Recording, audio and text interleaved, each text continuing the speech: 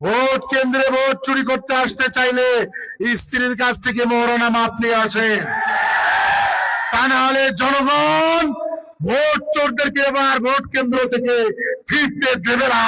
Vote দেব সকালে, গুনে নেব বিকালে। এই রক্তের বিনিময়ে নির্বাচন। যারা স্বপ্ন দেখতেছেন চুরি করবেন, আমরা তাদেরকে সতর্ক করে দেই। আমি এর আগেও বলেছি, ভোট কেন্দ্রে ভোট চুরি করতে আসতে চাইলে স্ত্রীর কাছ থেকে মোহরনামা আপনি আসেন, তা না হলে জনগণ ভোট চোরদেরকে এবার ভোট কেন্দ্র থেকে ফিরতে দেবে না। জনগণ যা করা লাগে তাই করবে, যা যা করা লাগে তাই তাই করবে।